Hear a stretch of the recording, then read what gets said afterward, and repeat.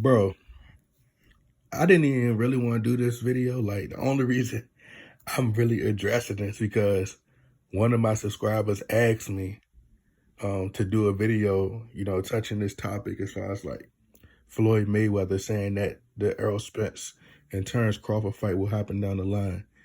Bro, if you're still listening to Floyd Mayweather, bro, like the man is a master manipulator, man. And, this is coming from one of the biggest Floyd Mayweather fans, bro. Like, you know, if you're listening to Floyd Mayweather at this point, it'd be like, listening to someone sell you a dream. Hey, this time next year, bro, you're gonna be the biggest star in the world. This time next year, you're gonna be a superstar, bro. I'm telling you. Listening to Floyd Mayweather is like a child waiting on his dad to come pick him up. You're gonna be waiting. You're gonna be there waiting. I know my dad's coming today. No, you're not. He's not. So you gotta stop listening to things that people say and pay attention to their actions. Floyd Mayweather has had this ongoing beef. You see where he's at now. Mayweather is doing business. His next fight is under the zone. He's been, at odds, and he's been vocal about not wanting to do business with Eddie Hearn and, not wanting to partner, but he just did a fight with them. So do I believe the fight gonna happen later on down the line? Absolutely not. I'm done with listening to Floyd Money Mayweather, man. Like, that'd be like giving Don King all your money. That'd be like giving Don King 200,000 of your money and then telling him you trust that he gonna do the right thing with it. Don King will be like, I got you. Don't even worry about it. I got you. I'm gonna make sure I take care of you. Don't even worry about it. Next time you see Don King, you gonna be throwing water in his face like Tyson did. Like, come on, bro. I'm telling you, man. Like, he's a bald head young Dr. King. I said Dr. King. He's a bald head Don King. So I'm done listening to Floyd Mayweather, bro. He's one of the greatest boxers to ever live, in my honest opinion. But come on, bro. To think that fight is going to happen later on down the line, a bigger fight, a fight that we should be, more interested in or intrigued in would be Errol Spence versus Jaron Ennis.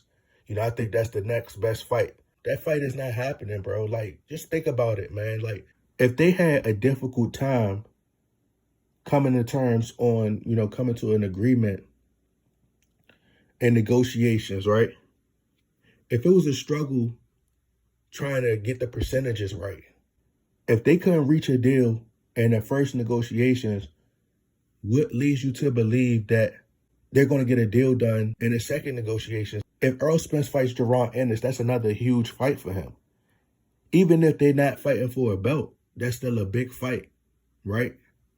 It's not the biggest fight, but it's a big fight that could happen in Dallas, right?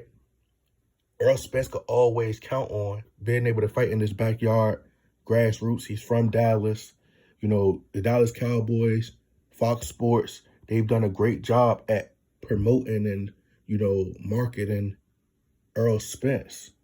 So they could always have that in the back pocket to be able to fight in Dallas. So if he was to fight Keith Thurman in Dallas, it'd still be a big fight. And you can make money off of that, right? With the Terence Crawford situation, right? You're fighting a guy named David Avenesian, whatever his name is, David Aleve or David Advil, I don't know.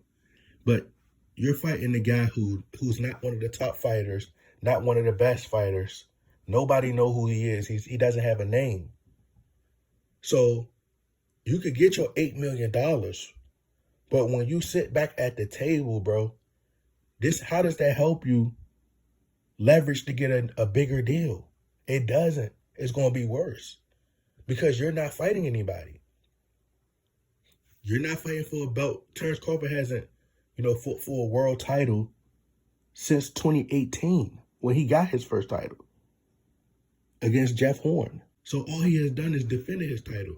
Errol Spence has won, 2 belts since then. How is that going to help you in negotiations? If he would have had fought Thurman, he could have sat at the table and said, look, You know, I just faced Keith Thurman. He's a notable opponent. He has these top names on his resume. So it was a big fight. It sold. By PBC being great at marketing and pushing their fighters, they could have sold Keith Thurman and Terence Crawford. If Terence Crawford could have defeated him, then he could go to negotiations and probably demand a little bit more. So it's going to be just as hard the second time as it was the first time. So no, I don't see the fight happening. Of course, the fight isn't happening this year. I don't see it happening in 2023. I don't see it happening in 2024, 2025, 2026. The fight is never going to happen, right? Floyd Mayweather clearly don't have no money. They don't have any money. That's why he's fighting on DAZN. It's over. Bro, it's obvious. Floyd Mayweather does not want this fight to happen. Like, do I have to say it slow for you guys? Like, what's wrong with y'all? Like, are y'all not processing it? Floyd Mayweather does not want no other fighter to outshine him. That's what it is. He don't want Tank to blossom into a superstar. He's not going to let him fight the bigger name fighters. His fight is taking place 6 days. 6 days before the Errol Spence and Terence Crawford fight was supposed to happen, was scheduled to happen. He wanted that date. He don't want these guys to fight. He psychologically, and he's a master manipulator, convincing them, hey, wait to have the fight like me and Manny Pacquiao did. When really, he's just trying to push them, he's just pushing the fight back so y'all can lose interest. He know what he doing. He don't want no fighter to get bigger than him. This fight, this welterweight fight would be for undisputed. 2 undefeated fighters clashing. It's going to be a big fight. It's not going to happen. They could have pulled multiple investors to make this fight happen. They don't. He does not want it to happen. And people are excited and happy for Terence Crawford and Adrian Broner because they want everybody so pro-black and so happy. But it's really going to hurt boxing because they try to throw these guys these checks and these guys going to take them and people not going to tune in, right? These people not going to tune in. They're giving them this money up front, you know, under the pretense, you know, expecting that it's going to, you know, result in the big numbers. But eventually they're not going to do big numbers. They not. Watch. The viewership is not going to be as high as they think it's going to be. And Adrian Broner's up there, you know, talking trash and talking about, yeah, I can talk. Now I can talk because I don't got $13 in my pocket. That's why you got to remain humble. Because then you never know. You might lose it all again and be right back where you started. You'll have $12 this time instead of 13, right?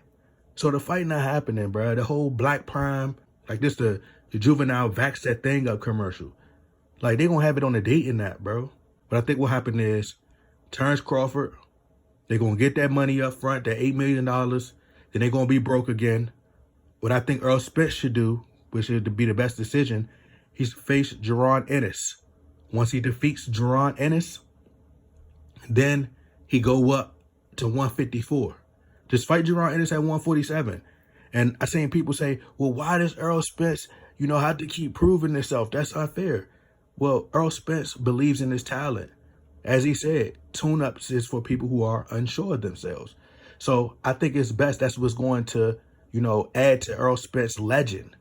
How great he is. Not taking tune-ups. Continuing to prove himself.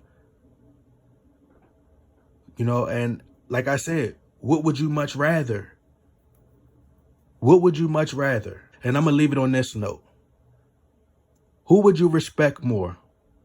Errol Spence if he were to lose to Jaron Ennis, or Terence Crawford if he keep fighting bums?